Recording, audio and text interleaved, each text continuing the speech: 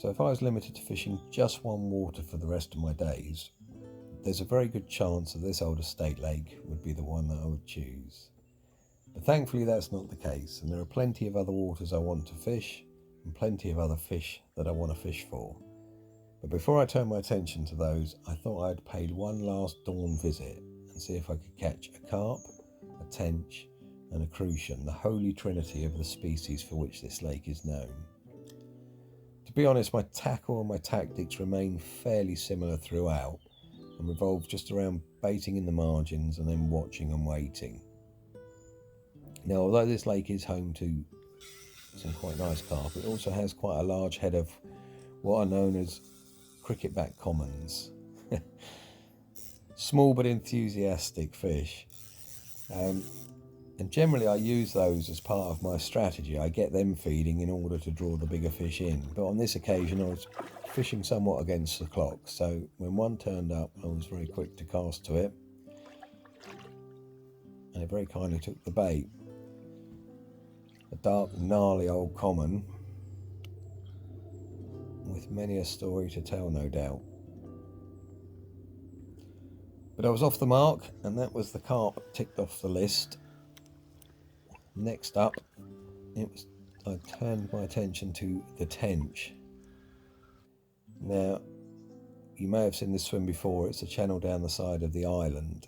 It's not particularly prolific, but it is a very good place to intercept fish as they move around the lake.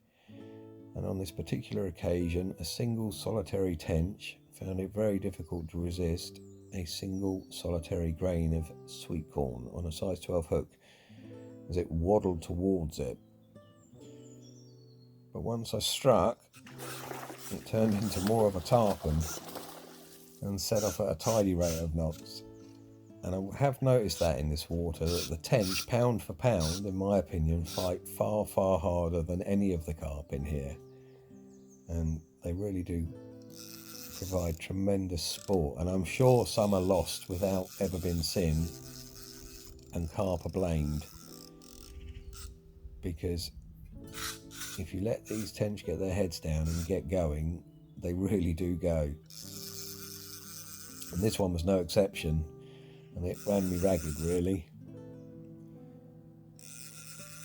But eventually it succumbed to the net, and it was another species ticked off the list.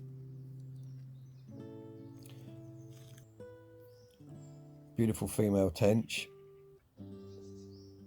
A big frame, not particularly wide, and they have been a little bit slow to regain their pre-spawning weight, but I assume that's to do with the lack of rain. And then it was another move towards the entrance bay, and this swim, like most of the swims on this lake, it's capable of producing carp, tench and crucians, and it's really whereabouts you fish in the swim will dictate what you're most likely to catch. And in this instance you want to be within about half a rod length of the bank. And in amongst the juvenile tench was this little cracker. Now, I'm not convinced it's a true Crucian. I think probably it's an F1, but I had to get on, and I've got other places to fish, so I have to do.